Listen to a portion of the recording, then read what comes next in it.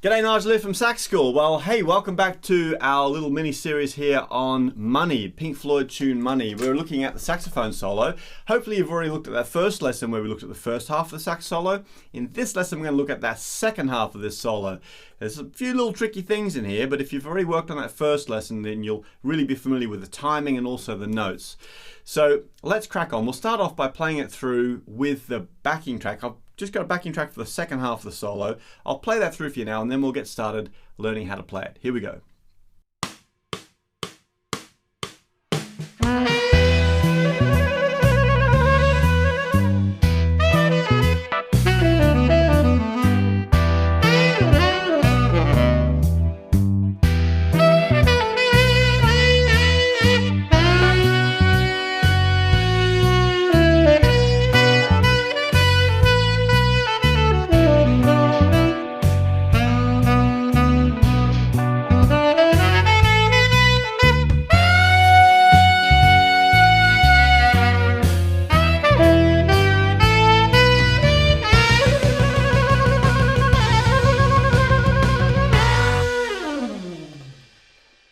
Okay, so that second half's a little bit longer than the first half, but I figure now that you've got the timing under your fingers, we should be able to move through it pretty quickly. So remember there's 7 beats in every measure here. That's the tricky part. 1, 2, and 3, 4, 5, 6, 7. That's 1 bar. So we've got to remember 7 beats in every bar. That's the only thing really, well, that's the most difficult part about this solo. There's a couple of altissimo notes in there as well, but don't forget you can play the alternatives if you're not ready for those yet. But the timing is the main thing. So where we left it at the end of the last lesson is just coming up to bar 9 with this line. So 1, 2, 3, 4. Now in bar 9 where we're going to start this second half, we're actually going to start on the high C sharp. So I've got my octave key on. And we're going to do something really interesting here. We're going to do a scoop up to it. We're going to play it for 2 notes. Then we're going to do another scoop for 2 notes, and then another scoop for 2 notes. So 3 notes, 3 2-count notes, one off the other. So we're going to scoop up, but we're going to do an extra little effect here where we're going to shake. It's called a shake, where we're going to use our right index finger on the top side key here, and we're going to do like a trill. Now this is really just a sound effect on the saxophone. It's not a real note, but it sounds cool. This is a note without the shake.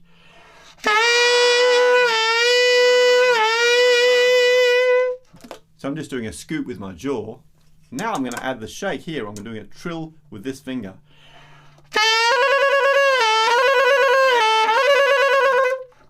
It sounds pretty cool, right? So I'm literally doing that over and over, holding the high C sharp, and I'm using my right index finger. Now that's a really great effect when we're doing this powerful rock sort of sound on our saxophone. So that's what we do. First bar, 2 beats with a scoop, 2 beats with a scoop, 2 beats with a scoop, and then we're shaking all the way through. On the next bar, bar 10, we've got a set of triplets, and we're going to start on high F sharp. Now I'm going to use the front F sharp for that because I think it's a little bit easier. Coming from this, with our shake thing happening, to go to that is a little bit tricky. You could use the side one, but let me show you the front one first. So front F is C key, octave key, and all the way up here to my spatula F, plus my F sharp key. And the notes are F sharp down to E.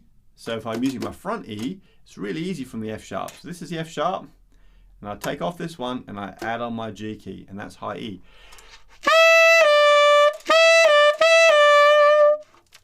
So the triplets are, we rest on the first note, then F sharp, E, C sharp, A sharp, C sharp, and then a rest again, then G sharp, F sharp, E, down to C sharp, up to F sharp, and then the last triplet is E, C sharp, B, and we finish on a C sharp. Okay, so one more time, it's rest, E, F sharp, E, C sharp, A sharp, C sharp, and then rest, G sharp, F sharp, E, C sharp, F sharp, and then E, C sharp, B, C sharp. So I'm going to play those really slowly for you. It's rest, rest,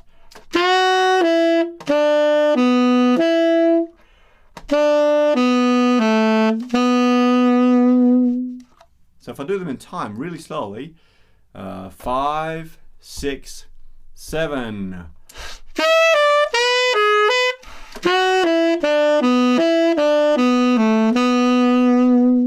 And a bit faster, 5, 6, 7.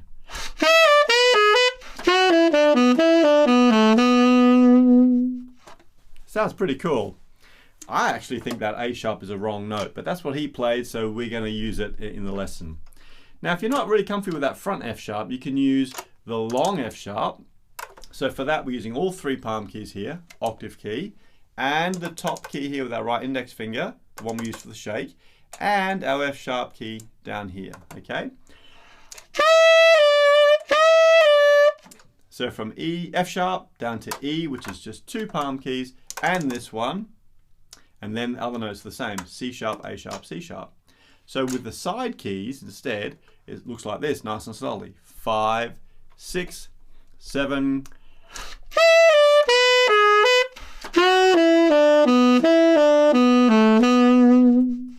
Okay?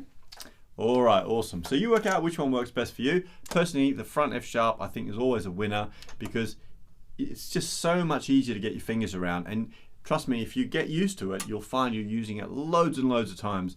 It'll make your playing much smoother for those high notes, okay? Okay, we're down to bar 11 now.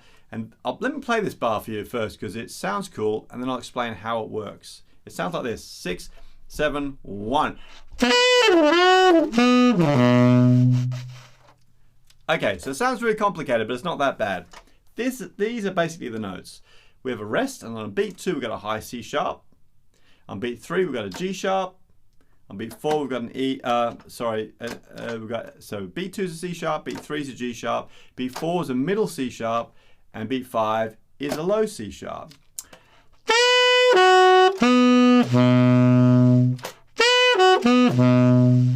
That's easy, right? But what we're doing in between is we're putting little grace notes. So we go from the high C sharp, and then before we play the G, we're going to go G sharp, F sharp, E, to little sneaky notes, and then the G sharp. And then we're going to go F sharp, E down to C sharp, and then we're going to go B, G sharp, F sharp, E down to C sharp. So if I play it super slow, it sounds like this. 5, 6, 7, 1.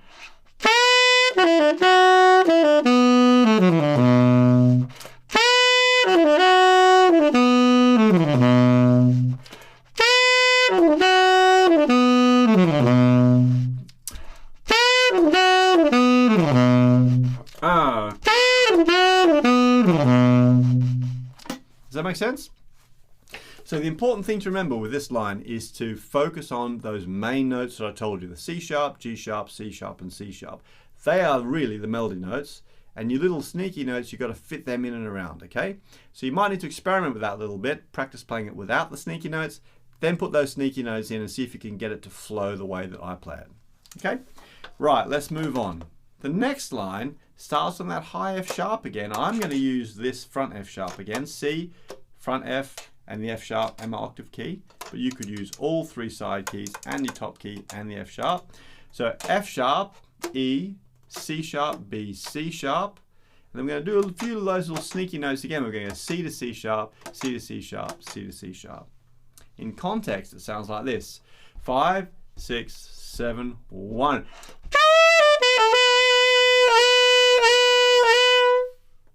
Okay, one more time. 5, 6, 7, 1.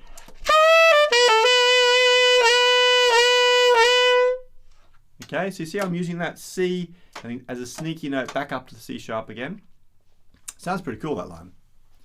So let's move on to bar 13. Really easy, just a big dirty G sharp. Octave keys on.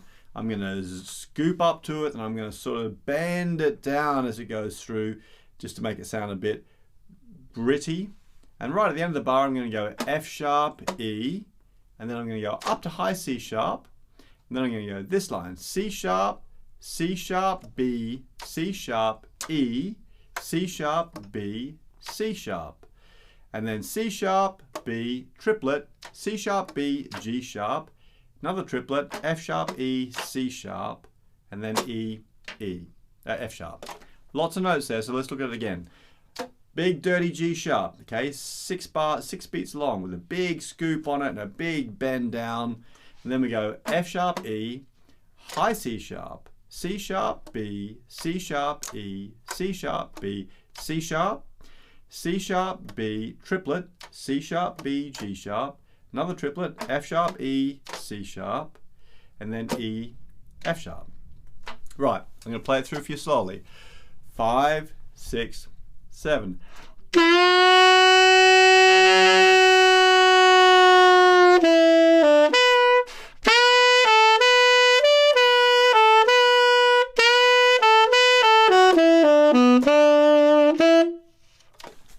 you want to try it with me now? 4, 5, 6, 7.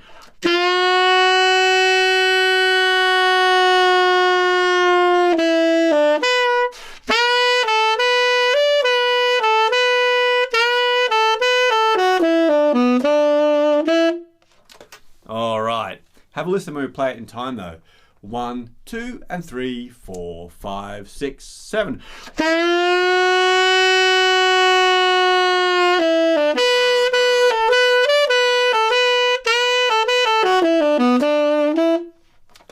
And then snatching that last F sharp nice and short. Sounds really cool, doesn't it?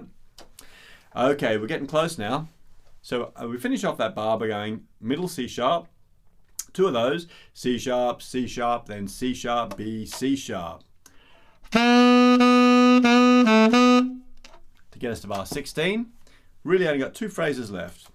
So now we've got a big long run up in bar 16. It sounds like this.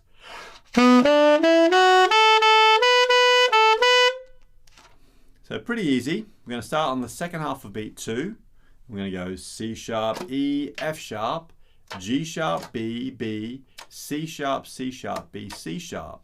So 1, 2, C, E, F sharp, G, B, B, C sharp, B, C sharp. So 1, 2, ba ba ba boo, ba ba ba ba boo ba. Let's try playing that. So bar 16, starting on the second half of beat 2. 5, 6, 7, 1, 2.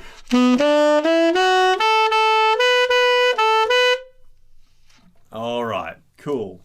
So just to finish off then, we've got a high G sharp. Now this is altissimo G sharp, or you could play just G sharp with the octave key. Now there's something interesting happening here. For the first time in the solo, we're going to change our time signature. So at this bar, which is bar 17, we go from having 7 beats in the bar to just having 3 beats in the first bar. So bar 17's got 3 beats, 3, 4. Bar 18's got 5 beats. Starting to get tricky, right? So we've gone from 7 down to 3, then 5. Bar 19 is back to 3 again. Bar 20 is 3, and bar 21 and 22 are 4 beats in the bar, right? This is getting tricky, so you really need to think about counting just in beats for each measure. So that high G sharp at bar 17 lasts for 3 plus 4 beats in the next bar. So it's going to be 7 beats in total, and then there's an extra beat rest, okay, before we come in bar 19. Very important. But all we're going to do is just hold that long G sharp. So it's G sharp with the octave key, or the altissimo G sharp for 7 beats. Should we do that now? So 4, 5, 6, 7.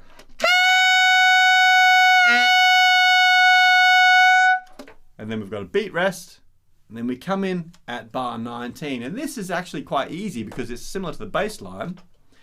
It's written up high. Well, actually, I've written it in the stave, but it's an octave above. Let me show you in the stave first. So octave key on, and the line is this.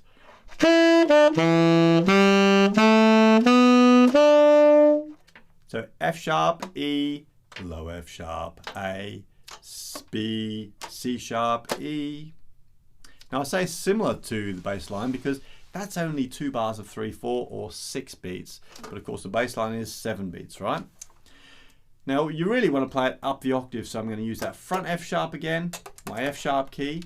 I'm going to go F sharp, down to front E, down to middle F sharp, so octave keys on, A, B, C sharp, E.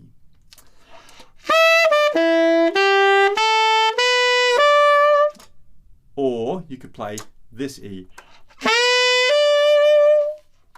And to finish off, we've got 4 counts, actually 2 4-count notes of C sharp, but we're going to do that trilling thing, the shake that we did before.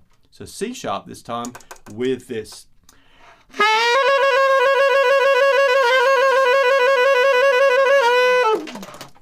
Okay, so it's C sharp, octave key on, and doing a shake using a right index finger and that top key there.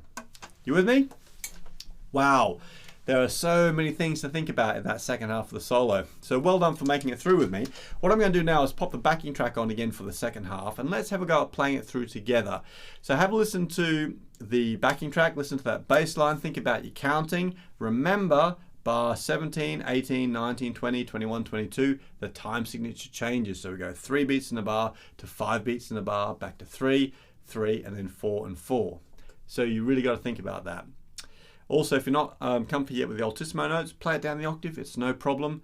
Getting the timing right is the most important thing. Here we go.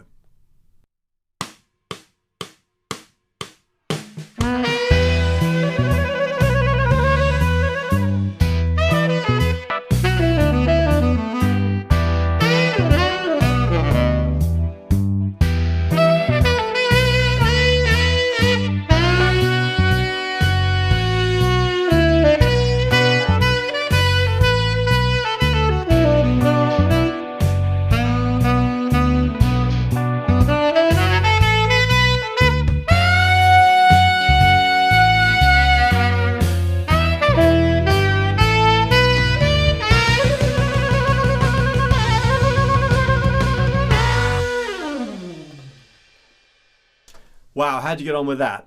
I hope you feel like you're making some progress with that. There's lots to think about, so if you didn't get it all right the first time through, don't worry. This is a solo that you need to spend a bit of time with, but once you get your head around that timing, you get your fingers around all those notes, it's gonna sound amazing. The challenge to you now really, once you're comfy with that second half, is to try putting both halves together and see if you can play that solo all the way through. I really can't wait to hear how you get on with that, so please leave me a comment, and also keep an eye out for the next lesson where we're going to start to talk about some improvising techniques over this tune so you can make up your own great sounding solos over money. Thanks for making it through this lesson. Keep practicing hard and I'll see you next time.